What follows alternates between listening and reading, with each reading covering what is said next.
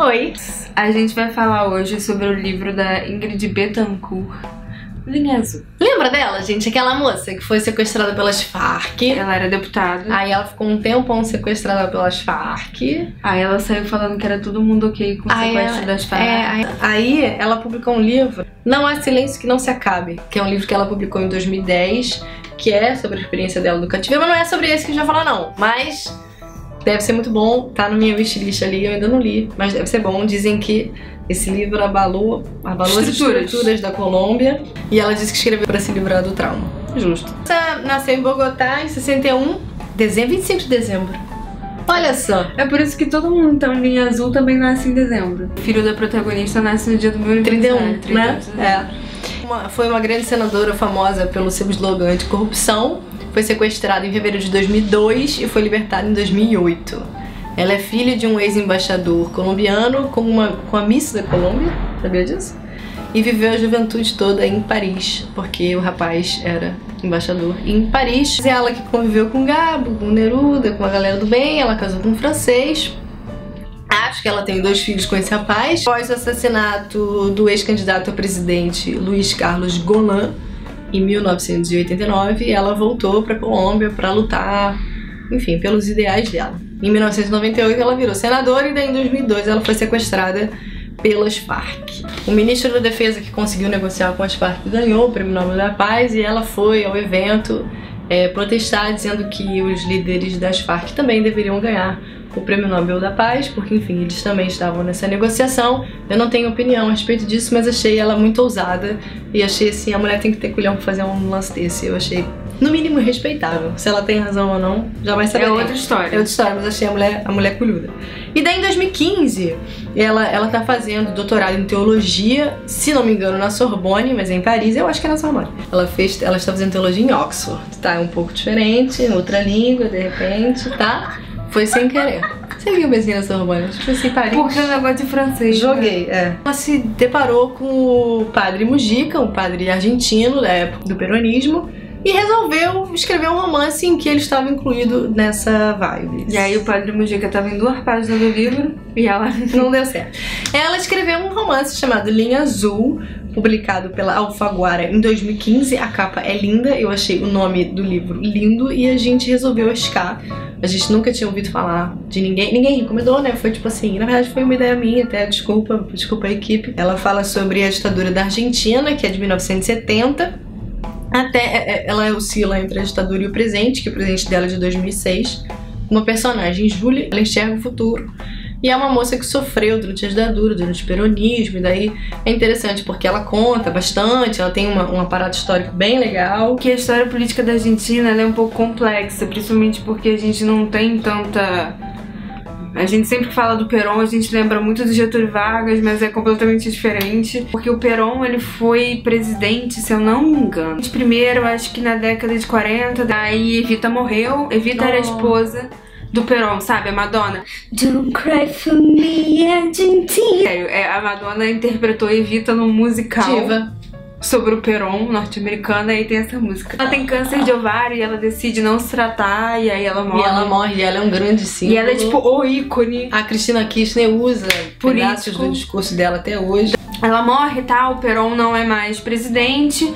Estoura a ditadura na Argentina, que é da década de 70. Exilado. Em algum momento da história da ditadura da Argentina tem meio que uma distensão no regime em que o Perón consegue voltar, mas enquanto ele tá nessa de voltar, já tinha luta armada na Argentina, já tinham outros grupos. Ele já casou de novo. Outros grupos de resistência, ele já casou de novo com a Isabela. Já tinha a Teologia da Libertação. A Teologia da Libertação é um movimento de párocos, padres dentro da Igreja Católica. No momento dos regimes ditatoriais na América Latina foi muito forte, tanto é que aqui no Brasil a galera conseguia publicar de lá de fora estudos pelas editoras católicas. Quando o Perón volta pra Argentina, ele consegue ser eleito de novo, mas ele é destituído de novo. Ele também renega os montoneiros, e ele já que eram os peronistas da luta armada. Isso, ele tem uma outra visão dos próprios seguidores, ele vira um inimigo da esquerda, né? Desse movimento da esquerda. Porque na real o Perón nunca foi esquerda, que as pessoas não tinham entendido isso. Exatamente. Que nem Getúlio também nunca foi esquerda. Até hoje a galera não entendeu ainda. Não é porque ele era o pai dos pobres que ele era da esquerda. Não é. E daí a história que foi ditador, no a história do livro dela, que é um realismo fantástico, vira entre as memórias da Júlia e do Theo, que são um casal que conviveram nesse movimento de esquerda na ditadura, e em 2006 ela foi exilada. Ela conseguiu asilo na França. Isso, e daí ela vive a vida dela sempre. Teve um filho do Theo. Procurando ele, apaixonada por ele, e em contrapartida tem a história desse passado, porque eles foram presos, tem cenas de torturas assim, de revirar o estômago inteiro, porque é uma tortura feminina, muito forte. É porque a Júlia é a protagonista. É a protagonista, Então tem cenas de tortura do Theo, poucas em comparação com as cenas da Júlia. E das amigas, né? Uma menina de 14 anos. Assim, é muito interessante como ela construiu esse universo de sororidade, como ela descreve ela vendo as meninas enlouquecendo e como elas se ajudavam pra você voltar da tortura e não enlouquecer. Tinha um grande torturador que era um cara mega misógino e machista. Daí, enfim, ela descreve todo esse cenário. Eu acho que as passagens da ditadura são muito boas. Sim, as passagens que falam tanto sobre a política da Argentina quanto sobre a ditadura são muito enriquecedoras mesmo. As especificidades do regime argentino, como por exemplo, as presas grávidas, muitas vezes elas eram mortas depois do parto. Ela mesma os bebês eram dados para adoção. Teve a criança na prisão, não foi? Lembra? Ela teve a criança na prisão, mas ela já tinha conseguido o asilo. Isso, mas ela teve, tanto que conta a parte do parto, né? Que o cara era horrível, o médico. Que era um bagulho quase nazista, assim, de experiência médica. É bem interessante pra gente pensar. E aí ela fala do movimento das avós da Praça de Maio. Isso. As mães dessas mulheres e desses homens que tiveram os filhos que foram mortos, desaparecidos durante a ditadura e cujos filhos foram dados para adoção dentro das Forças Armadas. Essas crianças desapareceram também e essas mulheres fizeram... tu vê, né? Eu me arrepio sempre que eu falo das avós da Praça de Maio, porque essas mulheres são muito picudas, gente. Porque esse movimento é já de dentro da ditadura. Elas se reuniam na Praça de Maio justamente para trocar informação e tal, para saber das crianças, para tentar encontrar essas crianças, e esse processo tá rolando até hoje. Até hoje. A Comissão da Verdade na Argentina, se eu não me engano, ainda não acabou. Tanto que no período em que se passa em 2006, ela passa por um processo de interrogatório para achar o Theo, né? Exatamente. Mostra bem investigando, estão achando as balas comuns. Esse trabalho aqui no Brasil... As balas, como é que fala? Balas comuns. A perícia dos corpos. A perícia arqueológica, que aí você começa a envolver o trabalho de vários profissionais, né? Eles até só pra dizer pra família que tudo bem, ele tá morto, né? Exatamente, pra dar um final, né? Pra dar uma conclusão, pra essas famílias saberem o que aconteceu com essas pessoas. Esse é o tipo de trabalho que também ainda tá rolando aqui no Brasil, tá? A nossa Comissão da Verdade acabou. Isso você fez uma lista de desaparecidos e mortos pelas ditaduras desde 1945. Getúlio Vargas foi uma ditadura. Gente, para, né? Tá? 1947 ele dá um golpe com o Plano Cohen. E essa parte do livro é absolutamente fascinante, porque você fica conhecendo um monte de coisa.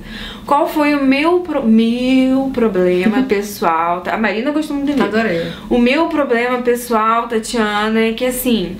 Gente, Macondo já foi feita. Ela deu uma... Realismo fantástico é um negócio muito Eu acho que não precisava do realismo fantástico. A menina não precisava prever o futuro. Ela não conseguiu Podia ser casar. só uma história. Ela não precisava prever o futuro, até porque eu acho que ela se perdeu. Exatamente. Ela não conseguiu encaixar ali dentro do livro essa história do realismo fantástico, então ela acabou caindo nos romancezinhos meia boca. Dá a impressão que ela sabia o que ela ia fazer com aquilo, e ela começou a escrever o livro e ela esqueceu. Não teve muito, tanto é que assim, pela maior parte do livro, esse dom, essa na verdade o final é determinado por isso, mas não precisava, não fez diferença. Podia ter acontecido de qualquer maneira, entendeu? É uma coisa novelesca, muito forte. Quando a gente faz os vídeos, a gente estuda um pouco, né, lê umas resenhas. Eu achei uma resenha que eu fiquei muito chateada, que é de um rapaz chamado Marcelo Mirizola, da Folha de São Paulo. Eu não sei quem ele é, mas eu dei uma olhada, ele é um crítico. E ele fez uma crítica desse livro, assim, que eu fiquei... Porque, gente, olha só, você tem todo o direito de detestar um livro. Mas se você é um crítico de literatura, você também não precisa ser uma pessoa babaca. Mas ele escreveu assim, eu vou parafrasear, tá? Candidatos e mártires deveriam ser alertados de que nem sempre a ficção é uma prostituta dócil e confiável. É misógina pra caralho essa declaração. Tipo, uma prostituta dócil e confiável. Porque ele quis dizer que ela não é escritora, então ela não deveria usar a literatura. Mas assim, gente, primeiro que eu sou muito contra quem acha que a literatura é um território exclusivo. Todo mundo pode fazer literatura no sentido... Todo mundo pode escrever um bom romance, basta você ter um talento e um background, beleza. Além de ser misógino, é uma declaração perfeitamente partidária, né? Porque ele deve odiar ela enquanto figura política. E ela nem tá falando dela. Não, ela tá falando de outra política, de outro país, de outra... E eu achei, assim, uma crítica de serviço. O livro, ele deve ser julgado dentro dos seus méritos literários. E assim, eu acho que é um livro, como a gente fala muito disso aqui, é um livro sensível. Sim. Por mais que não seja uma coisa que ela viveu, é um livro em que você mexe... Porra, ela tem cenas longuíssimas de tortura. Então eu acho que é uma coisa meio desrespeitosa, sabe? As pessoas, elas querem falar da ditadura a partir de perspectivas políticas que elas têm hoje. Você tem que entender que não há perspectiva política que justifique um Estado apreender, desaparecer, torturar e matar os seus cidadãos. Isso é uma forma de terrorismo também, é um Estado terrorista. Crianças foram torturadas durante a ditadura. O que crianças poderiam ter feito para ter alguma justificativa? Se há um crime cometido, você tem leis. Estados de exceção são estados sem lei. Aqui no Brasil, a gente teve promulgado, por exemplo, o AI-5. O AI-5 dava plenos poderes para o Estado e para as Forças Armadas. Não há defesa para esses estados. Então, assim, a gente tem que parar para pensar no que a gente está falando. Por isso que essa crítica é um serviço. É um livro que eu adorei ler? Não, é um livro muito legal. Você fica sabendo do movimento da teologia da libertação, que é muito bacana, é muito foda. E eu acho muito interessante falar sobre ele, porque geralmente quando a gente fala de religião e a gente fala de igreja, a gente fala sobre conservadorismo e a gente fala... na ditadura ela foi muito importante. E a gente fala como a igreja, ela tá distante da sociedade. E nem sempre é o caso. A teologia da libertação foi um movimento foda, foi um movimento muito importante nas áreas urbanas, mas mais importante ainda nas áreas rurais, e as pessoas tinham menos possibilidade ainda de recorrer, de ter qualquer tipo de ajuda, e a igreja era um núcleo. Por exemplo, no Araguaia, a igreja foi absolutamente importante, não necessariamente na luta armada, mas pra ajudar, cara. A galera tava sendo exterminada lá. Era índio, era cidadão comum, sabe? Por nada. A real é, por nada. Foi muito importante. Esse livro é legal pra falar sobre o Padre Mujica, porque o Padre Mujica... A pena que ela não continuou falando do Padre Mujica. Você entender que, por exemplo, os montoneiros, que eram uma... que eles faziam parte. Era uma organização política dentro da Argentina, e parte deles eram da luta armada, mas parte deles discordava da luta armada. O próprio peronismo era um movimento dividido em vários aspectos. É legal, ela propõe bastante discussões entre eles, assim, nas reuniões. É legal depois, quando ela fala justamente quando a abertura, e aí se começam os processos das comissões da verdade. Todo livro te oferece alguma coisa, todo romance te oferece alguma coisa, que às vezes, cara, não dá pra gente ficar pesquisando a história do mundo inteiro, mas você consegue, pela ficção, você consegue conhecer. Por isso que eu achei que era um livro legal, porque eu mesma, assim, a gente é historiadora, mas cara, eu fui procurar várias coisas do Perón, da Evita, porque eu fiquei super curiosa pra saber, porque a gente também não consegue abarcar a história do mundo inteiro. É uma maneira de você se agregar a outra história, né? A ficção é uma coisa que eu sempre digo aqui no canal. A ficção é uma maneira de você conhecer o outro, e é uma maneira que você tem que exercitar, porque ela não te custa nada. Você lê um livro e você vai conhecer o outro. Eu não me lembro, é um livro curtinho, acho que tem 200 e poucas páginas. A gente vai deixar aqui o link pra você comprar se você se interessar. Você não paga nada mais por isso, ajuda o canal. Eu tenho muita vontade de ler o livro dela, do Cativeiro. De repente, se vocês tiverem interesse, fala aqui que a gente dá um jeitinho. Eu realmente não tenho uma opinião pessoal a respeito disso tudo, mas eu acho que ela tem que ser respeitada, sabe? Porque já fez muito homem, já fez pior e é respeitável. É isso, achei ela colhuda. Sabe assim? Colhuda, ela é colhuda. Concorde com ela ou não, colhuda. Exatamente. Então eu achei. Por isso que eu até sugeri da gente ler esse livro, porque eu pensei, de repente ela tem alguma coisa pra dar pra gente. E ela leu e foi ok.